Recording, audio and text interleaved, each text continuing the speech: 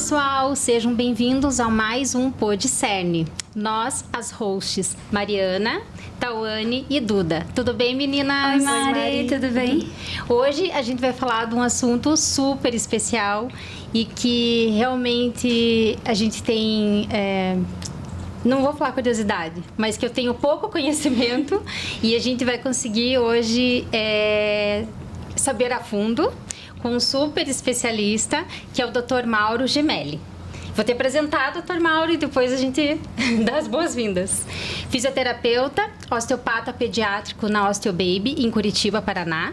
É graduado em fisioterapia pela UniOeste. É osteopata certificado pela Escola de Osteopatia de Madrid. É diplomado em osteopatia pelo Instituto Brasileiro de Osteopatia. É especialista em osteopatia pelo COFITO. É mestre em Engenharia Biomédica pela UTF-PR, é sócio fundador e professor da escola OsteoKids, é membro da Sociedade Brasileira para Estudos da Dor, é membro da Associação Brasileira de Ortopedia Funcional dos Maxilares. Bem-vindo, Dr. Mauro. Olá, obrigado, meninas, obrigado pelo convite, um prazer imenso estar aqui.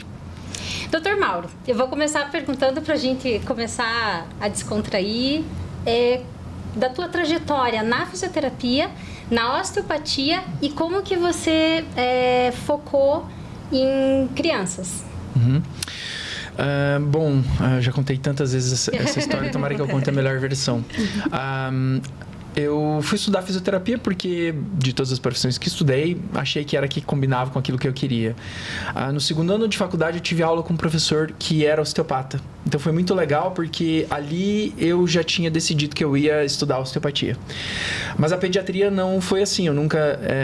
tive vontade, eu pensei, nunca foi um desejo meu atender bebês ou atender crianças, mas literalmente isso começou a cair no meu colo. Quando eu me formei fisioterapeuta, mais ou menos com 1, 2 anos de formado em fisioterapia, eu estava no 3º ano da osteopatia, eu fazia muita propaganda e eu sou um bom vendedor, vocês vão ver. Eu vendia que a osteopatia era tão boa que tratava até refluxo de bebê. E essa frase eu repeti tantas vezes que as pessoas acreditaram em mim. Lá em Pato Branco ainda, eu estava 2 anos de formado de fisioterapia, estava no 3º ano de 5 de osteopatia e os meus amigos que começaram a ter filhos, começaram a levar os bebês para mim. E eu não sabia o que fazer. Então eu comecei a comprar livro, porque não tinha curso no Brasil. Comecei a comprar livro, comecei a estudar, mas foi muito leve, porque vinha depois de um mês vinha outro, depois de 2 semanas vinha outro. Quando eu percebi, eu estava recebendo 2 bebês por semana de um pediatra que trabalhava no mesmo prédio que eu. Porque estava tendo resultado. Ele via que medicar não era a melhor solução para aquela criança e falava, vai no Mauro. E ali começou um desenvolvimento, eu digo, de estudo, porque, de novo, eu nunca desejei isso. Pelo contrário, na faculdade, uma professora minha uma vez olhou eu atendendo uma criança que ela falou assim, você tem que fazer essa criança sentar. Vocês que são do neurodesenvolvimento, né, sabem do que eu tô falando. E, ok, ela chegou uma hora na sala, eu tava com a criança sentada, só que eu tava brincando com a criança. E ela falou assim pra mim, Mauro, eu não sei quem que é a criança, quem que é o terapeuta nessa sala. E saiu. Naquilo pra mim soou assim, você não tem jeito com criança. Então, não tinha interesse, pelo contrário, parecia que existia um desestímulo. Mas ali essa sementinha foi plantada. E com o passar dos anos, eu comecei a buscar e focar nisso. Onde que tem um curso de pediatria para eu ver? O que tem de pediatria para estudar? E eu tive que estudar muito a parte médica, porque não existia material em 2005, 6, 7, 8, 9. Não existia internet para a gente procurar artigo e livro.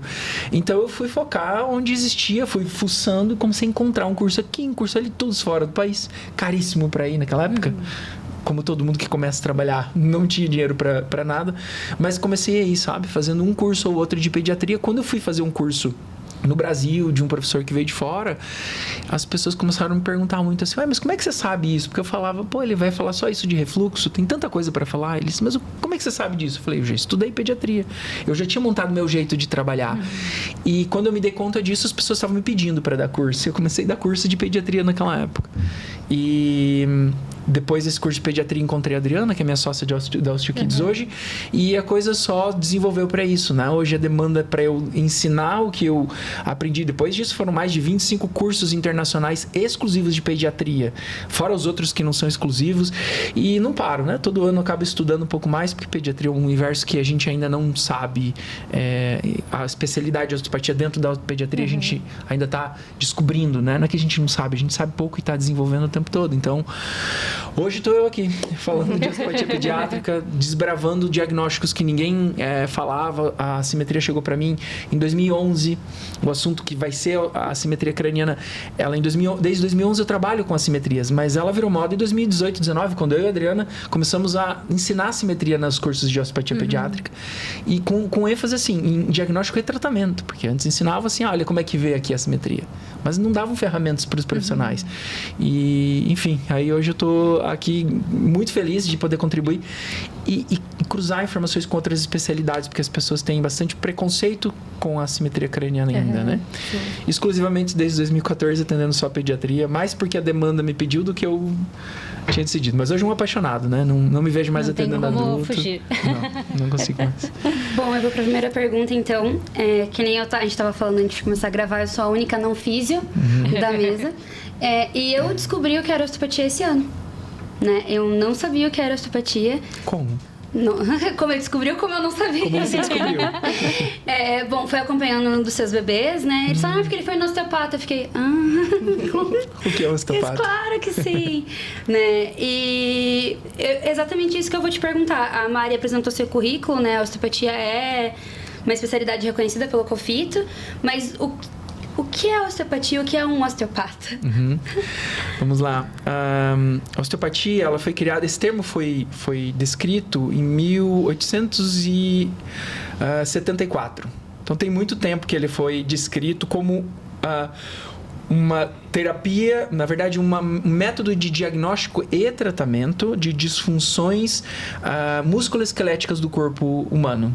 Só que radicais derivados do grego significam coisas diferentes do que o latim, né? Então, osteopatia não é doença de osso, como muita gente pensa. Então você cuida do osso? Não. Bem pelo contrário, o tecido ósseo é o que talvez a gente manipule menos. Mas dos tecidos do corpo, a gente está falando de qualquer tecido, de movimento da sua cervical, ou o movimento do seu estômago, ou o movimento do alimento dentro do seu estômago. Tudo isso é movimento. Então, a osteopatia trata duas coisas distintas no corpo, só que são complementares, que é a falta de mobilidade. Isso vale para qualquer tecido. De novo, cervical, articular, mas pode ser deslizamento de pele. Uma cicatriz é uma falta de mobilidade, é uma disfunção osteopática. Mas dentro das faltas de mobilidade que a gente trabalha no corpo, alguns tecidos atravessam esse tecido que está com falta de mobilidade. Vou dar um exemplo bem prático. A região cervical alta, que a gente atende muito em conjunto. A disfunção cervical alta, a falta de movimento da primeira e segunda vértebra cervical junto com o crânio, pode significar tensão de tecido que é atravessado por 4 nervinhos. Esses nervinhos vão 3 para a língua. Então, é um bebê que dá um sintoma para a gente de engasgo na mamada, não tem força para mamar e não ganha peso, volta para o peito de hora em hora. Ou então, um nervinho desses aí vai para o esôfago, estômago e intestino e traz a criança com desconforto de refluxo, regurgita bastante, tem muito soluço, às vezes tem azia desse refluxo, às vezes não ganha peso por conta da quantidade que vomita. São disfunções de sensibilidade, ou seja, é a irritação da conversa entre nervo e estrutura e sistema nervoso central. A osteopatia também trata este tipo de disfunção, que geralmente vem casado com a falta de mobilidade. Se essa falta de mobilidade está na região torácica, uma região muito específica desse sistema nervoso e estrutural pode conversar com o seu estômago, e o seu estômago ter dor, secretar ácido demais. Adultos têm isso, dor na região do meio das escápulas por conta de uma gastrite. Por causa dessa conversa, sensibiliza o sistema e você tem aumento de sensibilidade. A osteopatia foca em melhorar a mobilidade, não importa onde ela não esteja acontecendo.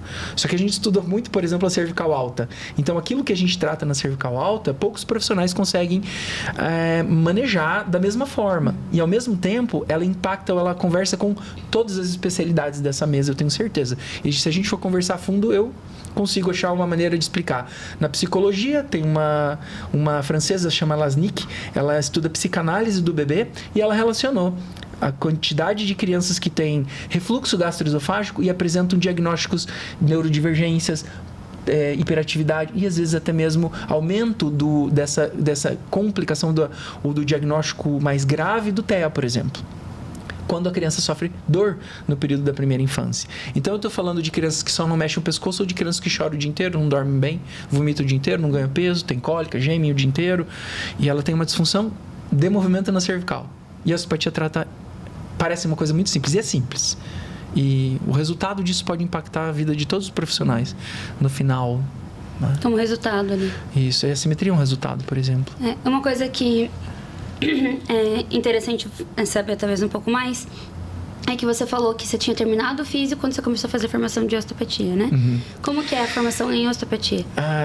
Na verdade, eu fui uma das únicas pessoas, talvez, do Brasil que tenha feito isso. Eu não acabei a faculdade e comecei o curso de osteopatia já. Isso não era possível mais, né? Mas teve uma lei que veio depois de eu ter começado a especialização.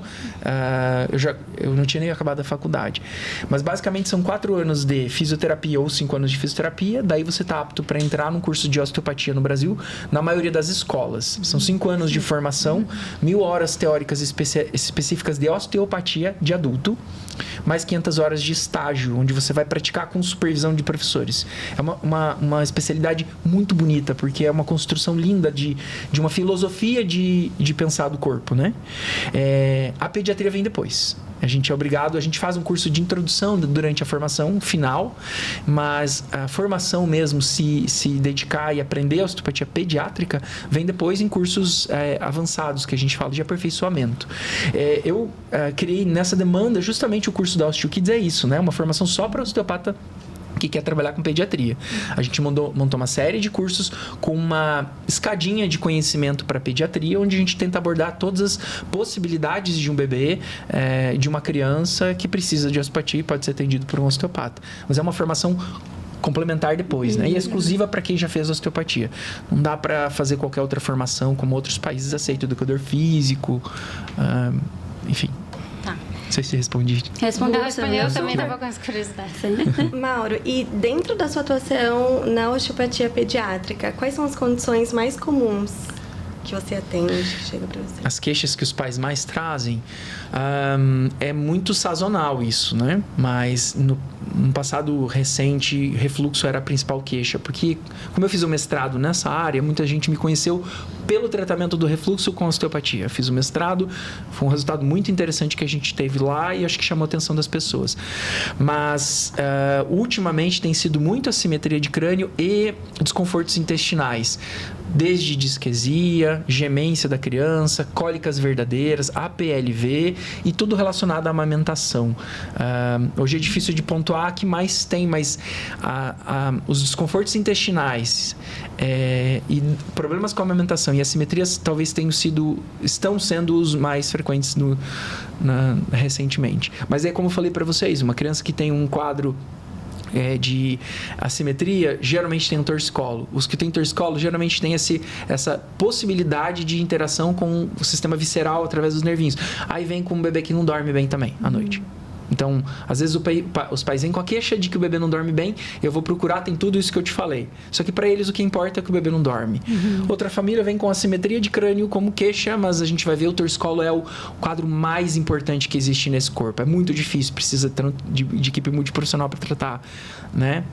Mas vocês vejam que os quadros vão se repetindo. Sim. Só que cada um com uma característica de queixa ou de sintoma diferente, né? E como que é a evidência científica da atuação da osteopatia nessas condições? Legal. É muito recente os estudos que são mais recentes em relação por exemplo, a assimetria de crânio. Mas já existem estudos mostrando o impacto que a osteopatia tem em algumas evoluções. Não é o que a gente tem mais de volume de literatura. Mas eu gosto muito de citar um grupo de artigos que foi feito e que mostra quais são os efeitos da osteopatia na abordagem de bebês prematuros e termos dentro do hospital. Porque esse grupo de pesquisadores italianos, e é multicêntrico, então tem alguns países participando também, eles demonstraram com um número muito grande de crianças. Tem um estudo que tem 795 crianças no estudo, ou 695 crianças no estudo, em que eles compararam crianças que estão no hospital numa incubadora. Então, eles dividiram em 4 grupos. Olha que legal essa configuração de estudo. Um grupo, o terapeuta chega na incubadora pro lado de fora e não faz nada. Outro grupo, o terapeuta chega em outras crianças. Chega do lado da incubadora, abre a incubadora e bota a mão na criança, mas não tem intenção nem de avaliar, nem de tratar. Num outro grupo, eles abrem a incubadora, colocam a mão e fazem avaliação e tratamento osteopático. Na comparação, eles queriam saber se existe efeito placebo do atendimento osteopático dessas crianças para tirar elas antes do hospital. E o estudo demonstrou que as crianças que fazem osteopatia com um terapeuta que tem a intenção de fazer alguma coisa, saem antes do hospital, de 3 a 10 dias antes do hospital, auto-hospitalar, comparado a quem não faz osteopatia. E as crianças que receberam o toque não terapêutico e comparado a esse indivíduo que ficou fora da incubadora para fazer um placebo para a equipe, porque a equipe achava que ele estava sendo atendido, porque tem alguém lá de fora. Nenhum dos dois teve... Entre eles não tiveram diferença estatística de tempo de internação, custo e ganho de peso. Em contrapartida, os da osteopatia saíram antes do hospital e tiveram um menor custo, né? Porque menos tempo de internação. Isso significa. Então, Nossa, bem legal. Pois é assim, ó, é uma evidência que... São estudos que têm...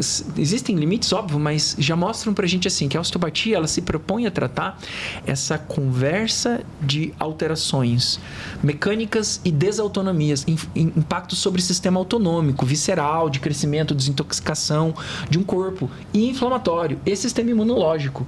Então você pode ter melhoras, ou melhor, você só restabelece, só tira a dificuldade do corpo de procurar o caminho de se curar sozinho.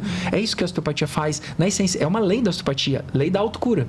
A gente não cura o corpo, mas a gente devolve a condição dele. Que condição? Eu tiro essa irritação do sistema autonômico, faz um simpático subir. Daí esse mesmo grupo de pesquisadores descobriram que o tratamento osteopático baixa o sistema de estresse da criança, melhora o sistema autonômico parasimpático do nervo vago, que é um dos nervinhos que eu falei que sai da cervical aqui, vai para o sistema visceral. Então, o tônus desses sistemas são normalizados quando a gente coloca a osteopatia comparado a crianças que não fazem.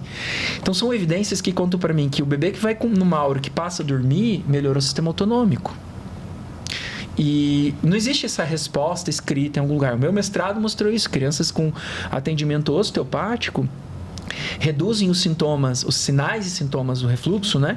Nos primeiros 29 dias, tirando o diagnóstico do grupo que a gente tratou de refluxo, segundo um questionário validado para avaliação clínica do torcicolo em bebês. Comparado a um grupo que não recebeu tratamento osteopático, só o convencional médico, medicação se precisasse, que depois de 2 meses ainda tinha diagnóstico, ou seja, sintomas. Tossia, regurgitava, engasgava. E cólica também, né? Dor de barriga, esse sintoma também a gente avaliou, também reduziu bastante o nosso grupo. Então, existem evidências de vários direcionamentos de que a osteopatia ela vai contribuir muito para esse processo. A gente está construindo ainda estudos mais robustos, por exemplo, na área de torcicolo. Porque, se eu falar de torcicolo, existe guideline internacional, 2024, da Academia Americana de Pediatria para torcicolo. E para fisioterapia, existe um monte de estudos mostrando que a fisioterapia tem um resultado muito positivo, tanto que está em guideline de assimetria de crânio, tem que fazer fisioterapia, porque a fisioterapia trabalha neurodesenvolvimento e ajuda a melhorar isso aí. Só que dentro do próprio guideline internacional da Academia Americana de Fisioterapia Pediátrica, que é para nortear o mundo inteiro, não cita-se a disfunção cervical alta como um torcicolo. Então, quer dizer, você tem uma condição que é muito frequente, que a gente ainda não contou em um artigo científico, que impacta todas aquelas famílias que não têm um torcicolo muscular congênito, que é a maioria, que eles não têm diagnóstico adequado e por isso não tem um tratamento começando oportuno. E aí, a osteopatia faz esse papel. Oportunamente. Primeiro mês estamos indicando para fisioterapia. Não vou esperar isso aí virar uma simetria, um problema de neurodesenvolvimento, para daí justificar para o convênio que ele precisa fazer fisioterapia, porque o próprio guideline fala que se eu começo nos primeiros 30 dias de vida da criança, o tempo de tratamento de fisioterapia sem osteopatia é de 1 mês e meio. Mas se eu indicar com 6 meses, passa para 9, 10, 11 meses, fora sequelas que acontecem. Então, a gente não tem todas as evidências que a gente quer. A gente começou a construir agora, pesquisa custa muito no Brasil, né? Sim. Então, essa é a nossa dificuldade do momento. Mas tem bastante evidência mostrando que a osteopatia é um caminho seguro e com resultados para vários sistemas que ninguém nem dá bola. E a ausência de evidência científica ainda, ou ainda que tenha menos do que a gente gostaria, isso impede que os médicos indiquem encaminhem as crianças para o osteopata ou não.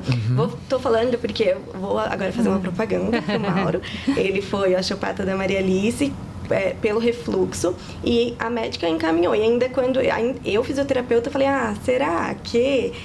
E a gente foi e foi ótimo e a gente resolveu o problema. Então, mas essa indicação veio da médica dela. Eu queria saber como que isso esse encaminhamento, isso é frequente ou ainda não? Vamos lá. Talvez eu esteja numa situação muito positiva em Curitiba. Eu trabalho aqui desde 2008. Então, desde 2008 atendendo osteopatia pediátrica. E eu acho que por conta do tempo, e eu acredito porque eu conheço quase todo mundo, ou todo mundo da osteopatia pediátrica do Brasil, né? Eu fui o primeiro a me declarar osteopata pediátrico exclusivo nesse país. E fiz o mestrado, depois do mestrado eu acabei entrando nessa linha, né? E os que eram mais antigos que atendiam pediatria não foram por esse caminho. Eu atendi adulto hoje. Então, eu estou há muito tempo em Curitiba atendendo pediatria. Por causa disso e por conta dos resultados que acontecem, os pediatras vão ouvindo as famílias falar: nossa, funcionou muito bem para o meu bebê. E a pediatra ouve e fala assim: então, se eu tiver outro caso parecido, talvez eu teste. E esse teste foi feito muitas vezes. Existem muitos pediatras hoje que encaminham para osteopatia. E muitos pediatras hoje. Eu digo muitos assim porque eu não sei contar quantos. Porque tem muitos que eu não conheço que enviam. Porque são amigos de pediatras que acabam se conversando e eles pedem: eu preciso de ajuda num caso. O que vocês me dizem? Vai no osteopata, vai lá no Mauro. Então, eu achei muito legal porque criou uma referência da osteopatia pediátrica que o Mauro faz. Ela funciona para alguns bebês nesse sentido. Não é milagre, né? É um ponto dentro de um contexto. E acho que isso foi construído de uma forma muito legal. Então, principalmente os pediatras mais novos, mais novos assim, com menos de 50 anos, mandam muito. Os pediatras mais antigos são muito conservadores, não vão acessar essas bibliografias que a gente propõe. Eu entrego, eu dou, que assunto que você quer conversar, eu dou os artigos para que eles possam ler. Mas tem muito pediatra mais jovem que é muito interessado nisso e a gente tem uma troca muito legal. E eles encaminham bastante. Assimetria de crânio, torcicolos, eles aprenderam a identificar o torcicolo, não aquele congênito de literatura, mas aquele sutil, porque eu faço questão de estar onde me chamam para falar desse tipo de abordagem que a gente descobriu como fazer ou desenvolveu dentro da osteopatia, que é específica para a gente, porque a gente precisava dar uma resposta, mas que é muito útil para todo mundo. Saber avaliar uma cervical da criança é importante para o psicólogo também, porque você vai acabar pegando uma disfunção familiar, mas pode prevenir uma assimetria da criança também, ou melhorar o sono dela, porque aquela cervical pode ser responsável pelo refluxo. E eu tô falando de crianças desde 3 anos, 4 anos de idade. Então, a pediatria tem aceitado muito bem dentro daqui de Curitiba e a gente está espalhando isso para o Brasil, porque justamente o que eu e a Adriana propomos a gente não dá conta de atender nem na nossa cidade, quem dirá fora. Vamos treinar pessoas. E hoje a gente treina profissionais para que eles possam espalhar esse resultado dentro das sociedades e convencer a saúde, até a gente não ter a melhor evidência, de que faz toda a diferença esse tipo de trabalho. Porque senão eles não estariam encaminhando, né? E os pais não iriam na osteopatia se não tivesse dando resultado. E não iam contar para você, né? Ou para as outras famílias que contaram para pediatra. Enfim, é um movimento de boca a boca super importante que... Antes de eu entrar no que eu ia perguntar, vou perguntar, são só vocês dois que atendem na clínica? Não, a Adriana... Adriana... Você é tua sócia ou você... tá. A Adriana Lacombe... Eu quero saber tudo. A Adriana Lacombe é minha sócia na escola Osteo-Kids. A gente montou uma escola juntos porque eu encontrei ela. Ela foi um encontro na minha vida, porque ela tem uma formação diferente da minha, mas quando eu encontrei ela, eu falei: é isso que falta pra mim. Aí ela olhou pra mim e falou a mesma coisa. A gente montou uma sociedade lá em 2017, 2018. Ela mora no Rio de Janeiro. Tá. Quem trabalha comigo em Curitiba e atende osteopatia pediátrica aqui é a doutora Juliane Marafon e a doutora Caroline Tasqueto. São 2 outras osteopatas pediátricas também. Aí é na clínica Osteobaby, que é o consultório. Não, só pra saber, fiquei curiosa, daí eu já entrei. Atravessada, né? Eu chuto atravessada. Mas eu falo o nome de um monte de gente. Vocês ficam essa pessoa. Certíssimo. Mauro, eu vou puxar um pouco, porque na clínica a gente recebe muito das assimetrias cranianas. Você teria como definir o que são assimetrias cranianas, como elas se desenvolvem e se tem níveis de severidade? Tá bom. Vamos lá. Eu mudei a maneira de conversar isso com um entendimento ao longo do tempo, porque há pouco tempo atrás a assimetria era um baita de um problema para todo mundo. Então as famílias entravam em desespero. As famílias, você como psicóloga, Duda, deve ter recebido isso. O medo das famílias, quer dizer, você está 1 ano falando disso, pelo que eu entendi. Eu descobri esse ano que é um osteopata. Mas a assimetria é mais tempo. Não, tudo esse ano também. Mas que eu trabalho com criança faz tempo. Tá. É que eu digo que a assimetria de crânio, ela, há uns 5, 6 anos de idade, como é que eu vou usar a palavra? Existia um certo terrorismo por trás desse diagnóstico, desse quadro, para chamar a família para tratamento. Que tipo de tratamento? Aquele que eu vendesse. Se eu sou fisioterapeuta, eu vendo fisioterapia. Se eu ponho órtese, eu vou vender capacete para essa família. Né? E eu entendi isso, que as pessoas estavam usando isso de uma forma muito pesada para as famílias. Né? Então, eu mudei a definição de como eu penso a assimetria e hoje eu acho que ela é muito mais adequada. A assimetria de crânio, ela é uma solução que o cérebro achou no momento em que a cabeça da criança tem que crescer e no primeiro ano de vida dobra de tamanho o volume de dentro da cabeça de uma criança. Dobra de tamanho. Ele atinge cerca de 75% do tamanho final. No final do primeiro ano. Então, essa dobrar de volume com forças que estão dificultando um crescimento geneticamente predisposto, podem fazer o cérebro entender que ele tem que crescer mais para o lado esquerdo, porque o lado direito tem muita pressão, por exemplo. Então, isso é assimetria, é uma solução que o cérebro achou para crescer normal. Tanto que os estudos tentam relacionar com problema cognitivo, neurocognitivo, intelectual e não conseguem. Com outros processos como o desenvolvimento motor, está diretamente relacionado com maior severidade de assimetria, maior severidade do atraso motor. Mas o cérebro achou uma solução. Só que essa solução, o motor do desenvolvimento do neurocrânio é o cérebro, é a pressão que o cérebro faz, quase estática de crescimento constante.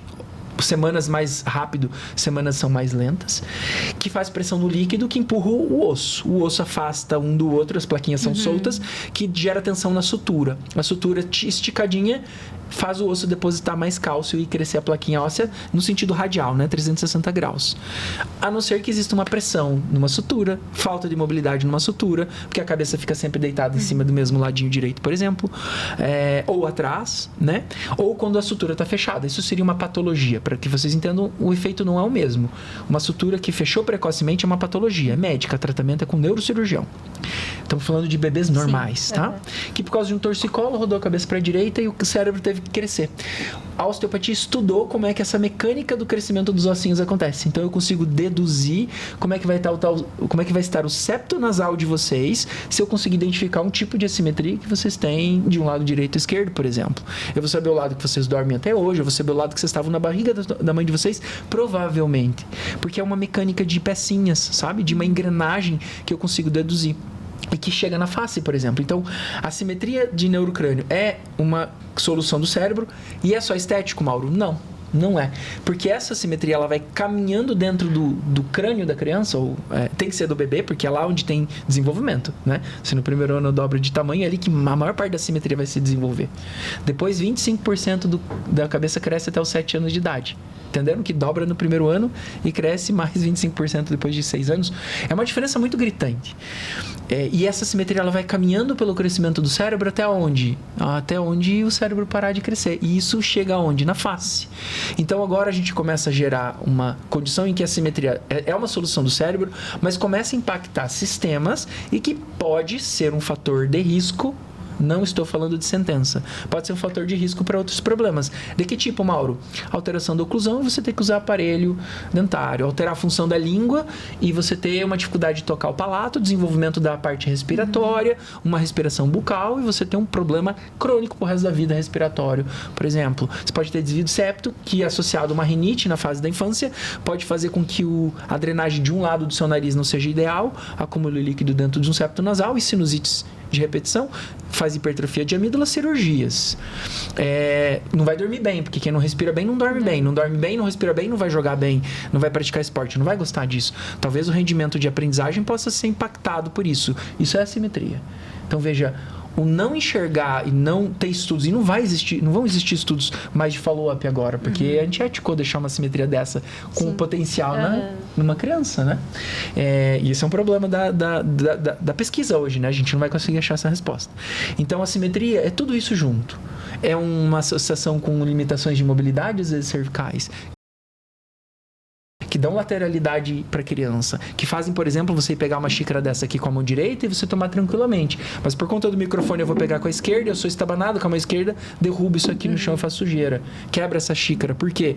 Porque a lateralidade com a simetria motora não tratada vem de um processo que é, de novo, é uma simetria que pode ser associada a um torcicolo como causa e que também afeta a parte motora. Tudo isso é assimetria para mim hoje, porque a simetria de crânio ela está associada à simetria de função de corpo.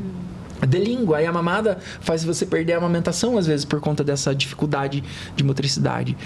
Conseguiu entender o universo da assimetria? Sim. E as pessoas simplificam e falam, sabe o quê? Se não entender não, né? Porque é muita coisa. Não, é muita coisa, mas você está vendo que as pessoas simplificam assim. E tem muito ainda profissional de saúde que faz a seguinte afirmação: é só estético, o cabelo esconde. O cabelo esconde aqui, mas o cabelo vai ficar na cara igual, acho que é o Primo It, né, do Família Adams. Todo mundo vai deixar o cabelo na cara? Não. E aí? Como é que você faz na escola? Veio o bullying? Voltamos para a psicologia. A gente não vai ficar sem conversar de assimetria com nenhum profissional de saúde. Sempre existe uma questão para a gente conversar quando a assimetria existe. Porque por trás dela tem causas, né? Ela é boa por um momento em que o cérebro não para de desenvolver. Mas a gente tem que chegar lá e de mudar esse curso para o lado que é geneticamente predisposto, para eu ter menos fatores de risco, para que isso não gere sentenças de custo emocional, financeiro e de tempo das famílias para tratar coisas que não precisam acontecer. Aproveitando isso e voltando para o ponto que eu estava trazendo antes, que eu descobri esse ano, né, a sua especialidade, eu achava que era muito algo assim, cresceu assim, que pena, não tem o que fazer. Tipo, algo como se fosse assim, não que tivesse uma causa para aquilo ter acontecido. E conforme fui me aproximando disso esse ano, é aquilo que você falou, o torcicolo, daí a cabecinha fica assim, daí fica assim, que não cresce para cá, cresce só para cá. Mas enfim, a gente já chegou ao ponto de que tem uma causa, né? E que isso acaba sendo um efeito dessa... Uma consequência, né? Mas como que é o tratamento? Como que é planejado o tratamento? Quando que fica só com você? Quando que vai pra gente? Pra mim é raro, né? Chegar mais, digamos, pra físio. Como que você planeja toda essa intervenção? Então vamos lá. Você me perguntou de severidade, eu vou emendar aqui. Ó. Tá. Porque assim, aí sim existe uma maneira de classificar essas assimetrias para a gente tomar decisões. Essa decisão que você me perguntou, o que eu faço com essa assimetria? Existe guideline já. Baseado em vários estudos isolados, criou-se uma orientação do que fazer com uma criança dessas. Então existe uma classificação por índice, que é basicamente dividir uma diagonal pela outra, praticamente, para simplificar. Isso dá um índice de diferença entre uma diagonal e outra. Para um exemplo bem fácil, se uma diagonal é da cabecinha do bebê, que vai do lado do olho para uma orelha contrária, mede 9 centímetros, e a outra mede 10, a relação delas é de 9% menor, ou 9%... Perdão. Isso vai ser 9% maior ou menor. Essa porcentagem, ela vai dar pra gente uma classificação, numa tabelinha, um nível de severidade, 1, 2, 3, 4 e 5, onde 1 é uma simetria pequena que não é diagnóstico, e o último grau é assim, tem muita simetria, tem mais de 14, 15 milímetros de diferença entre uma diagonal e outra, o que vai implicar numa severidade, num índice muito severo de assimetria. Esta criança muito severa, a gente ainda tem que analisar que idade que ela tá, para daí tomar essa decisão. O que é que eu faço com ela, né? Um bebê de mais de 6 meses de idade, em tratamento com uma assimetria severa ou muito severa, hoje é indicado o órtice, por exemplo, como tratamento. Mas a nossa questão é tratar todo mundo que tem um diagnóstico pequeno e que ainda não vai... que é possível retirar esse processo de evolução da assimetria. Para eu determinar o que é que eu preciso fazer de tratamento, eu preciso saber contexto e causas. Então, a causa é só torcicolo? Não. Tem criança que tem disfunção no corpo. Tem disfunção corporal, o bebê se posiciona torto na maca, a gente chama de bebê banana, para ficar bonitinho. E é um bebê que vai apoiar a cabeça mais pro lado contralateral. A causa não tá, às vezes, na cervical, tá no corpo. Tem bebê que nasce com moldamento de cabeça porque foi muito apertado no período gestacional e a causa tá no crânio, não tá no pescoço. E, às vezes, eles casam assimetria de cervical... torcicolo, assimetria de neurocrânio, assimetria corporal e nasceu prematuro. A prematuridade é um risco para a assimetria de crânio. Então, esse bebê, por exemplo, eu vou precisar de 3, 4 profissionais para tratar. Eu vou precisar do osteopata para trabalhar questões que eu já expliquei para vocês. Vai ter que entrar a fisioterapia para trabalhar a parte motora, porque o bebê tem aprendizado motor desde o período gestacional. Tem movimentos que a gente chama de movimentos gerais do bebê. Eles ensinam o cérebro a se conectar, cérebro com estrutura, com músculo, com pele, com sensação tátil, com sensação de calor, temperatura, pressão na articulação, desde o período gestacional. Então, se ele ficou apertado lá dentro, que mudou a cabeça e ficou inclinado para gerar um torcicolo, já teve um aprendizado motor. Então, entra a físio nesse processo. Mas foi prematuro. O prematuro é posto contra a gravidade muito cedo. Esse sim é precoce. Aí desorienta a organização sensorial. Terapia ocupacional vai precisar entrar. E essa criança que às vezes tem essa questão de disfunções cervicais, elas podem ter disfunção oral. Então tem que entrar consultor de amamentação e fono para trabalhar as questões da amamentação dessa criança, e ela tem assimetria. Então, veja, para assimetria, os principais são os fisioterapeutas, para trabalhar e tratar essa condição. Mas esse bebê pode precisar de muita ajuda, e isso sobrecarrega a família. Isso é pesado pra gente, porque identificar todos esses processos na osteopatia, a gente consegue fazer triagens. E aí eu ainda tenho que falar pra família, ó, o bebê de vocês ainda tem que cortar a língua, porque ele tem freio curto. A gente não sabe se tem relação de causa, acredita-se que não. Mas você entende como é complexo lidar com assimetria? Mas a assimetria básica, fisioterapia de reabilitação e pelo menos terapia manual sobre essa região cervical com osteopata, com fisioterapeuta, terapeuta manual, para tirar as causas do torcicolo e reabilitar a parte motora. Pelo menos isso é um pouco de praxe. Se a criança é muito fácil de lidar, e eu ensino para os pais exercícios, e eles conseguem fazer esses exercícios e reposicionar a criança em casa, às vezes a gente não pede fisioterapia, mas, sei lá, 30% das crianças não precisam disso, não precisam de mais abordagens, entendeu? Mas às vezes a família tem muita dificuldade, precisa que a gente E encaminhe. a órtese é o suficiente? Vamos lá, a órtese é mais um ponto. Só mais um ponto. O que a órtese faz? Ela vai apoiar, então tem uma diagonal grande e uma pequenininha na plagiocefalia, né? Das assimetrias que a gente tem, quando o bebê dorme rodado para a direita, por exemplo, e achata só um ladinho da cabeça, a gente vai chamar de plagiocefalia, que é uma assimetria, deixa a cabeça mais oblíqua. Ao invés de um retângulozinho, ela fica oblíqua. A plagiocefalia é a mais frequente de todas. A plagiocefalia é que mais faz indicação de órtese. Então, eu preciso entender se esse bebê é um bebê com severidade, tenho dificuldade no tratamento e ele está velho muito, tem 5, 6, 7 meses de vida, coisa que o reposicionamento e o tratamento conservador não vão funcionar. Para essa criança, a gente passa a indicar a órtese, onde você, como mãe, por exemplo, não consegue reposicionar o teu bebê porque ele já tem um desenvolvimento motor tão avançado, com 6, 7 meses, que você não consegue deixar ele para a esquerda e ele volta para a direita em cima da simetria. Aí entra a órtese como um outro recurso. Não pode tirar a fisioterapia, por exemplo, de neurodesenvolvimento. Ela não é suficiente para tratar sozinho. Porque, inclusive, o reposicionamento, que é colocar essa diagonal compridona aqui, ó, alinhada com a gravidade, ela continua sendo indicada no uso de órtese. O desenvolvimento motor, pode ser relacionado com o índice de severidade da assimetria. Então, em teoria, todo mundo que põe órtese tem que fazer fisioterapia, sem exceção. Porque os estudos mostram uma correlação altíssima entre a presença de um e a presença do outro junto.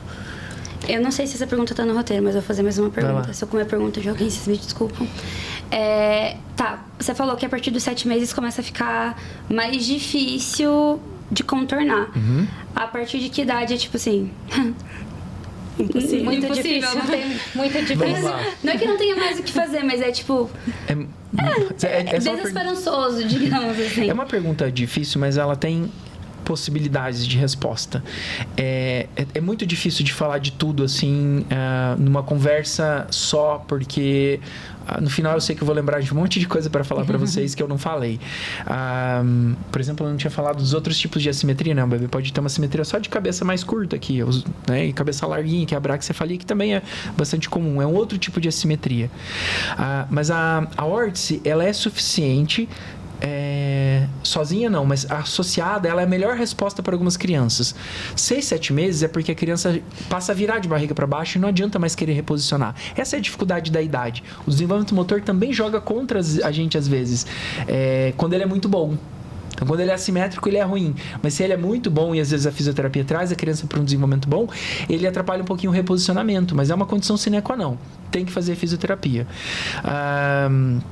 Desculpa, eu perdi o foco. Qual que foi A partir de que idade tá. a gente Isso. meio que perde as esperanças? Não existe essa perder esperança, sabe por quê?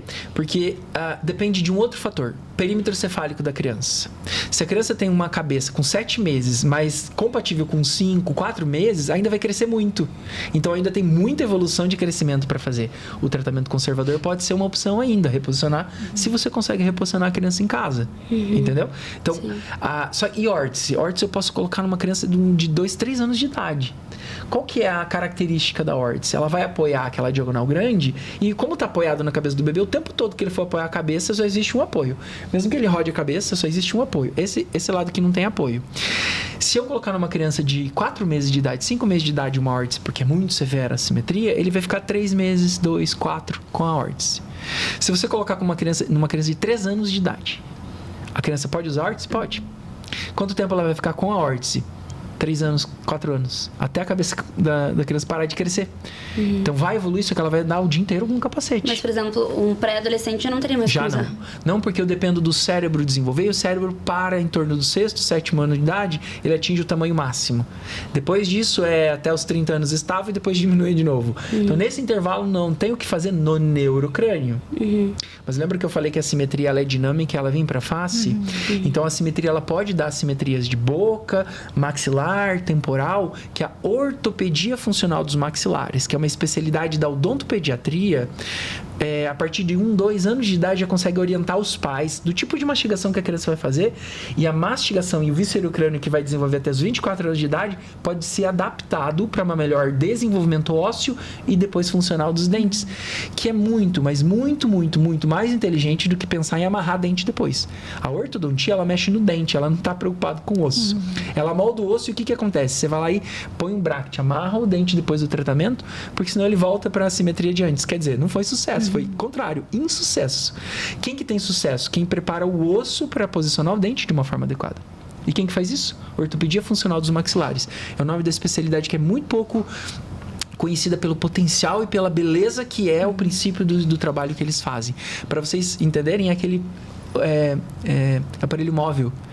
Sim, que muita gente já usou, etc. E tal. Esse é o melhor tipo de associação do tratamento para crianças mais velhas. Então, a partir dos 3 anos de idade, mais ou menos, eles conseguem colocar esses aparelhos na boca das crianças.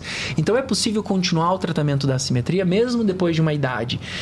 A questão é tentar minimizar todos os fatores de risco que uma assimetria podem determinar para essas crianças. Então, de tudo que eu falei. cortando, porque agora eu fiquei com uma coisa aqui na minha cabeça.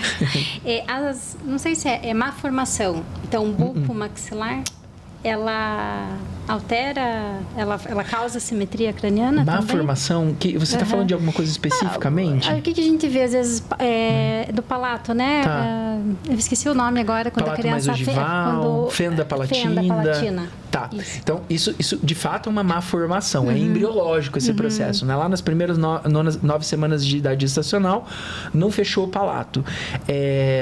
Não de forma primária, mas talvez de forma compensada. Eu acompanhei algumas crianças com fenda palatina sem assimetria de crânio. Então, plausibilidade biológica é o termo que a gente dá para uma ideia faz sentido. Né? Acontece em várias crianças, parece pelo mesmo motivo. Então, quando tem acho que são 4 critérios para chamar de plausibilidade, e essa questão não me traz essa informação de plausibilidade, que não é científico, né? Não tem artigo falando disso. Mas uma malformação de fenda não tem uma relação direta com o aparecimento de assimetria. Algumas crianças... Fácil, né? Mas assim... Justíssimo. Eu fui supervisora de estágio e assim, não acompanhava... De longe eu acompanhava, eu era do adulto, né? Mas chegavam algumas crianças e eu lembro de algumas que tinham assimetria e que elas tinham mas assim, porque eu lembro de algumas, tá? Eu não posso, nenhum momento, eu não tô nem só te fiz essa pergunta porque assim, eu lembrei agora na época que eu acompanhava. Então vamos lá. Quando eu falar de assimetria de face, a fenda pode estar relacionada com a assimetria de face. Não, sim, mas ela pode... Mas não de neurocrânio. Tá. Agora, de face, porque a fenda pode ser assimétrica, né? A pré-maxila, que geralmente ela é afetada nesses casos, porque ela vem do nariz. E às vezes ela vem do nariz pro lado esquerdo, mas não vem pro lado direito, vai gerar um desenvolvimento assimétrico na cara da criança. Mas ela é funcional pro padrão diagnóstico que ela tem. Não uma assimetria de neurocrânio. Essa causa ela é pós-embriológica, ela é compressão congênita, Entendi. né? Não, porque tinha algumas Final de crianças que eu gestação. lembro até da questão que elas tinham plagiencefalia. Então, e eu Efenda. lembro da efenda. Coincidência, É eu coincidência. acho. Então tá. Acho que a Duda tinha perguntado sobre o planejamento das sessões do tratamento de osteopatia em relação à quantidade de sessões. Justo. Daí, osteopaticamente, nosso objetivo é tirar tensão e sensibilidade. E isso pode durar uma sessão, pode durar 3, 4. Porque em algumas crianças é só desarmar essa cervical alta, o resto é reposicionamento. Cabeça maleável, suturas livres, padrão motor ótimo. Uma sessão resolve. Os pais que vão coordenando isso em casa, a gente só chama para revisão. Tá diminuindo a simetria, padrão motor não está atrapalhando, não tem nenhum sinal de alerta. Vamos só acompanhando, medindo a simetria, reavaliando a criança periodicamente. Avaliações de 5 minutos. Tem o bebê que essa simetria... Esse torcicolo, ele é muito importante. A criança ficou bastante comprimida, tem alteração de posição de vértebra cervical e encurtamento tecidual. Essa criança, pelo menos 2 vezes, vai vir para a sessão de osteopatia. Fora todo o acompanhamento, porque ela tem assimetria, que a gente fica fazendo de 15 em 15 dias, depende da idade da criança. Uma criança que vai ficar 3, 4, 5 sessões. Crianças que já chegam para a gente ali 3, 4 meses com nível muito severo de assimetria. 13, 14, 12%, 15% de assimetria. Isso eu tô falando de 2 centímetros quase de diferença entre um lado e outro. É muita coisa para quem tinha que ser 0. Para um bebê. Essa criança... É que 2 centímetros na nossa cabeça pode parecer pouco, mas uma cabecinha daquele tamanho... E quando você olha a assimetria nesse contexto, ela é gritante para os nossos olhos. Quando ela tem 10 milímetros já. Quando ela tem 15, então, ela chama a atenção de todo mundo que olhar. A gente só precisa apresentar essa ideia para a pessoa que não conhece o que é assimetria. Então, assim, muito dependente de quanta tensão, ou seja, falta de mobilidade e sensibilidade essa criança tem. É muito dependente disso. Mas toda criança que chegou com assimetria para a gente como diagnóstico, o guideline fala para ir para fisioterapia. A fisioterapia ajuda muito a evolução da osteopatia. Então, antigamente eu faria 4, 5 sessões numa assimetria sozinho com o paciente. Hoje eu faço 2, porque eu vejo que a criança responde bem, peço para os pais irem para fisioterapia. Começou a fisioterapia, eu reavalio. Nossa, a evolução está bem satisfatória, eu vou deixar na fisioterapia para não sobrecarregar a família. O fisioterapeuta está treinado para fazer técnicas compatíveis com o que eu faço. Entendeu? O que eu tenho de objetivo específico da osteopatia eu já atingi. Talvez vá atender a criança depois. Então, é variável, sabe? Mas em torno de uma sessão, 2 sessões, na média, 4, 5 para crianças que são muito difíceis. E existem as muito, muito, muito difíceis, que aí eu chamo colegas para atender comigo. A gente tem lá na clínica, a gente montou um grupo de estudo para crianças com níveis muito severos, a gente chama para atender em 2, para não comer bola, para tentar acessar todos os tecidos que podem dar dificuldade de crescimento. A gente tem uma teoria de que algumas crianças, pela compressão que tiveram gestacional, esse tecido, na hora de crescer, ele cresce mais devagar que o lado contrário. Então, se a gente não fica manipulando frequentemente, pelo menos uma vez por mês, a gente não tem evolução da simetria. E a gente não conseguiu explicar exatamente o que é essa situação, a gente explicou dessa forma. São crianças que estão assim com a gente há 7, 8 sessões. São casos extremamente severos. E se usar o capacete não melhora bem. Mas são raros, né? Não é a maioria, é bem o contrário. Não sei se respondi. Uma das minhas perguntas era essa da física. Eu acho que quando a gente fala de... Parece pequeno, mas é grande. Da minha experiência, a gente está em um período meio nebuloso ali, a mulher com puerpério, a criança. Né? E parece que quando eu sou fisioterapeuta, claro, eu tinha essa preocupação. A Maria Alice era uma criança que dormia bem desde sempre. O sonho de consumo de toda pessoa. Dormia bem, barriga pra cima, não virava o pescocinho pra nenhum dos lados. E eu fui vendo, nossa, parece que a cabeça dela tá ficando achatada. Parece que tá. Quando eu levei pra medir, já tava num grau severo. Então, e mesmo parecendo pouco, daí você começa a ver, lava a cabecinha da criança, deixa o cabelo lambido, daí você vê, meu Deus, tá mesmo. E parecia pequeno, assim, né? Mas aí você se assusta. E a possibilidade de usar órtese, eu entendo que é um ótimo recurso, mas também é assustador, porque colocar uma órtese, a criança tem que ficar quanto tempo com uma órtese, assim, por dia? São 23 horas por dia, fora que tem um custo alto, né? A maioria das famílias tem que arcar com esse custo e depois pedir reembolso pelo convênio, né? De 7, 8 a 16, 17 mil reais para colocar órtese. E é de fato, 23 horas por dia, tira 1 horinha só para respirar, fazer higiene, põe de novo para dormir, para mamar, para Todos os contextos tem que ficar usando a órtese. É bastante tempo, né? Aí entra a psicologia, porque às vezes tem uma resistência muito grande da família, porque é um capacete. Eles têm medo disso, né?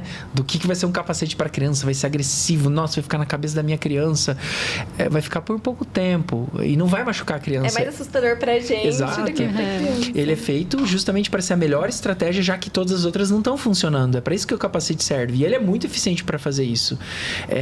Custa dinheiro, então tem que trabalhar essa ideia das famílias de que isso não é um problema, apesar de parecer que é uma solução pra gente, vai custar caro, é possibilidade, vamos trabalhar isso, né? Antes a gente fazia um pouquinho de terrorismo com isso. Eu fazia, né? Eu peço desculpas para todas as famílias que eu vi, que eu falei. Hoje eu mudei o discurso, falo, é uma estratégia, uma possibilidade. O guideline fala que é a melhor oportunidade, né? Então eu entendo esse momento, é difícil para a família, né? Nasceu o filho perfeito e de repente não é mais perfeito. Então, como que eu dou essa notícia, né? É difícil pra gente que identifica a simetria média. Eu até brinco, falei, gente, o que tá acontecendo com esses bebês que eles estão vindo com defeito de fábrica? Porque eles estão vindo com muita assimetria e torcicolo.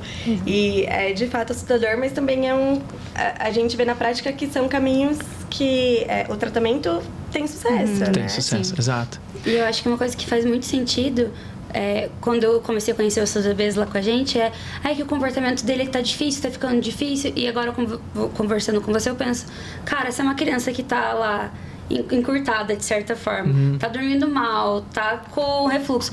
Nenhum adulto vai se comportar bem, tá com dor, sabe? tá com fome. Mas eu acho que faz bastante sentido. Não que anule a necessidade de talvez já começar com estratégias autorregulatórias para aquela criança, que daí é a minha parte. Mas como é um sistema só, é um corpo só, né?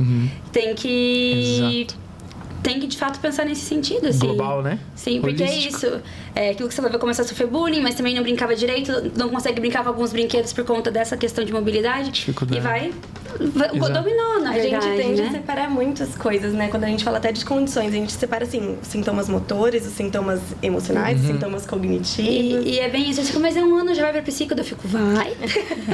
Já vai pra psicóloga, sim. Gente, eu tô muito emocionado aqui, porque vocês entenderam a ideia do que é o estudo da simetria. E não dá pra separar ela da cabeça da criança. E quando alguém chega e fala pra gente assim, ela é só estética, cabelo esconde e com crescimento ela melhora, que são 3 mentiras. Porque tem estudo provando que isso é mentira. E vocês entendendo esse processo, daqui pra frente, assim, é informação de qualidade, porque eu não tô falando pra levar no meu consultório, mas tratem essa criança de forma integral. E a gente indica um monte de profissional, porque a gente percebeu que essa criança vai ter melhor resultado ali na frente. E vocês entenderam isso. E eu tô sofrendo isso é aqui muito porque, lindo. na verdade, assim, quantas crianças não tiveram, né? Isso. Nossa. Eu posso dar um melhor exemplo dessa mesa? A gente tava falando da gente aqui. Para de querer chamar mais atenção do que eu agora. Ai, perdão. Brincadeira. Eu tenho muita simetria na minha face, só que as pessoas enxergam quando eu conto. Se eu ponho um óculos, o óculos cai do lado esquerdo. Minha orelha esquerda é mais caidinha, mais aberta, minha mandíbula é desviada pra cá, eu tenho classe 2 desse lado, classe 1 aqui, que é uma maneira de giro da mandíbula. Eu tenho desvio de septo pra esquerda. Só que eu fui um organismo muito adaptado, o que fez uma adaptação muito boa. E eu não casei com diagnósticos que são problema. Exemplo, a rinite que o meu irmão teve, que aí gerou uma sinusite crônica nele, que fez adenoide nele, e aí ele teve que fazer cirurgia de desvio de septo e de adenoide, só que nesse tempo ele não respirou bem pelo nariz, respirou pela boca, teve que usar aparelho 7 anos da vida dele, tá amarrado até hoje os dentes dele lá. Ele teve muito comprometimento motor, que não foi tratado porque ninguém sabia disso antigamente, então não fazia fisioterapia. Ele fez uma simetria motora, provavelmente associada aos traumas, tem uma hernia de disco cervical. Tudo que eu canto que pode acontecer com um ser humano, coitadinho do meu irmão. Ele teve. Minha mãe sempre falava, coitado do seu irmão, porque ele sempre que fez tratamento, cirurgia, fez cirurgia de joelho, tudo isso eu entendo que é o desequilíbrio que o corpo começou do início. O desenvolvimento da criança é céfalo-caudal e a cabeça começou com um problema. Entende o quanto isso pode ser impactante para esse indivíduo? Só que eu não fui esse indivíduo que teve isso como um nível alto, forte. Então a gente pode se adaptar bem de uma simetria. E é isso que eu falo, ela é uma boa solução do cérebro, até que não seja mais, ou para outra outros tecidos pode não ser, né? Mas eu tô aqui me escondendo, né? Ele tá falando comigo. É importante a gente falar sobre isso, porque sabe aquela história? Já tinha isso desde sempre, não tinha fisioterapia, não tinha osteopatia, ninguém morreu, tá todo mundo Ninguém vivo. morre de assimetria, isso é bem importante deixar claro. Não precisa fazer cirurgia na cabeça das crianças, não vai ter problema cognitivo. A princípio, os estudos não mostram por causa de assimetria. Mas não, falando como as pessoas, às vezes, de antigamente falam sobre tudo, né? Quando a gente dá doce pra criança, ou Dei leite, não qualquer morreu, coisa tá aí. nesse sentido. Exato. Mas tem repercussão na vida, Tem. inclusive na vida adulta, né? Tem. E só, desculpa puxar um gancho, onde tudo isso começou? Por que uma criança desenvolveu todo esse quadro? Vamos falar de prevenção agora. Se alguém que está ouvindo e pretende ter filho, prevenir tudo isso que eu estou falando para vocês é basicamente a mulher, a gestante, a pessoa que vai gestar, ela tem que se movimentar. Porque o movimento dela, do tórax dela, do abdômen dela, da pelve dela, dos tecidos moles dela, que vão proporcionar movimento para o útero. E o movimento do útero proporciona movimento pro feto. E o feto em movimento, ele vai para um lado, vai para o outro quando ele está achando ruim. A gente não faz isso dormindo. Sim. Então, ele vai procurar movimentos que vão aliviar um pouco alguma força sobre o final dessa gestação, que podem ser esse motivo pelo qual a criança faz um torcicolo. Então, é a mobilidade uterina, pelve materna, que acaba sendo importante. Ou seja, as causas principais dessas disfunções de mobilidade que a criança faz são gestacionais. Cicatrizes, endometrioses, escolioses da mãe, traumas na pelve, um ilíaco que não mexe bem, o sacro que está em flexão, uma cicatriz de uma infecção muito grande que ela teve intestinal que gerou rigidez de tecidos. Os tecidos se conversam e podem ir lá dar mão dada com o útero e não deixar o útero se mexer. Então, aí as causas estão no processo gestacional, então a prevenção também está. Prevenção vai fazer massagem, vai fazer terapia manual, vai fazer osteopatia, vai fazer pilates, vai fazer fisioterapia pélvica, é fantástica para prevenir. Os bebês vêm bem menos moldados quando eles têm uma mãe que passa por fisioterapia pélvica. Quem dirá como é que eles viriam se eles não tivessem tido fisioterapia pélvica? A pandemia mostrou isso pra gente, que a falta de mobilidade, a mulher ficou muito tempo sentada. Então, vocês perguntaram antes, mas antigamente não tinha? Tinha, só que a gente via menos, de fato, porque a mulher ocupava um espaço na sociedade com todo o preconceito que existia, todo o sufocamento que existia para a mulher não sair do lugar da casa. Mesmo assim, existia um trabalho muito físico, né? A casa foi um momento em que a mulher sentou mais. E antigamente estava subindo em árvore. Então, assim, essa mudança mecânica das mulheres, da rotina da mulher tem o seu impacto na mobilidade do feto e um impacto sobre as incidências dessas condições. Então, movimento é a resposta para a prevenção de todos os problemas. Movimento para a osteopatia, tratando na cabeça e no pescoço, mas é para a mulher para prevenir esse problema. Quer prevenir e não gastar nada? Faz exercício na gestação. Muito mais interessante. E qual que é a tua perspectiva assim do sucesso do tratamento nas assimetrias cranianas com osteopatia e fisioterapia? Totalmente enviesado, porque eu sou um osteopata, mas é muito nítido para mim assim, porque aí eu faço testes, né? Eu sou um pesquisador dos meus resultados. Eu quero saber assim, Mauro, tu tá dando o resultado disso aí ou tu tá enganando as famílias? Eu me preocupo desde sempre, eu sou inseguro, então eu me preocupo desde sempre com o que eu tô entregando. E eu me permito às vezes dar uma aliviada na mãe e falar assim, eu vou ver como é que essa criança vai evoluir, sabe? E eu freio um pouquinho essa frequência de atendimento. Posso dar exemplos? Porque famílias que falam, eu não tenho condição de ficar fazendo muitas sessões. Falo assim, eu vou te dar a próxima sessão daqui 20 dias, daqui um mês, para você vir, porque seu filho precisa. Tem família que simplesmente desaparece do consultório. Então eu comparo essas que eu obrigo a vir e aquelas que, porque entenderam que não precisavam, não vem. E eu vejo o resultado final. Então eu vejo assim que se a gente acompanha bem essa condição de mobilidade cervical e do desenvolvimento motor com a fisioterapia, se eu fico responsável por olhar isso, as crianças evoluem bem. Aquelas que não evoluem bem são raras, são aquelas que têm alguma questão para ser discutida. E a gente sempre encontra o ponto, raramente a gente não encontra.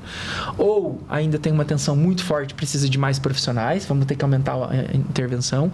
Ou a família não está conseguindo fazer exercício, seja porque às vezes não é interesse da família a simetria da criança. E isso acontece, a família declara isso, não tenho tempo. Tá bom. Você tem condição de ir para mais sessões de fisioterapia? Não tenho. Tudo bem, então a orientação é essa aqui. Né? E eu dou espaço para a família porque eles não querem. Então, eu vejo que essa criança tem uma evolução diferente daquela criança que tem todo o acompanhamento. Que os pais são, e a maioria é assim, né? Super assíduos, fazem mais do que eu peço, se dedicam para conseguir fazer o exercício, levam na fisioterapia, aprendem a fisioterapia, fazem os exercícios. Então, assim, os nossos resultados são muito bons. Porque aquela criança que não está melhorando, eu chamo por grupo de estudo e peço ajuda.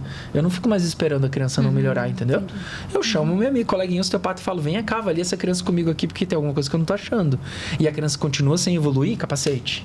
Eu antecipo algumas coisas agora com o meu algoritmo, o meu guideline, porque eu percebo que não vale a pena, às vezes, deixar uma criança esperando chegar a 6 meses de idade, quando o tratamento com 4 vai durar menos tempo e vai resolver mais do que se esperar um crescimento que eu não ganhei, piorou a simetria até o 6º mês, depois a gente vai ter que voltar e ganhar mais ainda. Me fiz entender? Sim. Então, eu acho que a gente tem muito bons resultados. Quando eu não tenho, eu peço ajuda. Né? Eu acho que eu vou emendar uma pergunta que eu tinha aqui, que é qual que é a importância da participação da família, né? Porque você acabou falando da família e você falou do sucesso também em relação ao engajamento, né? Total. A fisioterapia, e agora eu posso falar pela fisioterapia, ela é metade ou menos. Por que metade ou menos? Porque se você não tira os componentes ativos desse processo, a simetria continua evoluindo. Se você não tira o padrão de tensão e o padrão motor assimétrico da criança, se você não ensina o cérebro a funcionar assimétrico, e não vai funcionar reposicionamento em casa, entendeu? Então, pode ser metade, mas metade é da família. E se tiver um fonoaudiólogo no meio, um terapeuta ocupacional, ainda assim metade é da família. Por quê? Porque a família precisa fazer o que a gente chama de repetição para o aprendizado. Tanto a repetição para tirar a sensibilidade tecidual, quanto para ganhar mobilidade, quanto para ensinar o cérebro a funcionar para os dois lados. Tudo isso é função da repetição. E a fisioterapia atua 3 vezes na semana, quando atua muito no torcicolo e assimetria. 2 vezes é a maioria, uma vez, às vezes 15 dias. Então a família tem um papel extremamente importante nesse processo. Por isso que eu gosto de explicar para eles que a simetria é uma coisa boa, mas pode se transformar na dor de cabeça deles lá na frente. Vamos olhar a rotina de vocês, o que é que encaixa dentro do ideal na rotina de vocês. Eu estudo isso com as famílias, porque no final a criança vai melhorar quando você dá a oportunidade pro cérebro corrigir aquilo que ele gerou. O cérebro gerou a simetria. O cérebro vai corrigir a simetria. Mas eu tenho que dar condição para ele. E quem faz isso é quem está com a criança dormindo, quem está todo dia, quem pode fazer isso várias vezes ao dia. Sim. E esse é o resultado bom. Quando a gente consegue trabalhar o nosso, mas a família participa porque entendeu o processo. Então, a educação da família é fundamental. Eu pego muito no pé dos alunos quando eu vou dar aula nisso. Tem que gastar tempo para ensinar a família. Não acelerem a alta dessas crianças. Porque se você acelerar, tocar fora do consultório e eles não entenderam um pontinho, vai voltar e não vai melhorar. Eu vou medir a cabeça e não vai ter melhorado. Vocês vão culpar a família que não deu resultado? Ou fui eu que não me fiz entender? Então, eu fui um terapeuta que falhei, um educador que falhei nesse momento. Então, nós temos muita participação, mas a família precisa engajar junto, né? Porque senão... E a gente queria terminar, Mauro, perguntando para você quais são os sinais de alerta que as famílias devem notar para levar a criança para uma avaliação.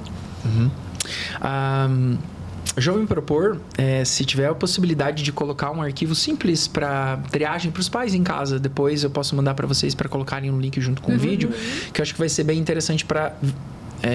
tornar mais palpável visualmente, né?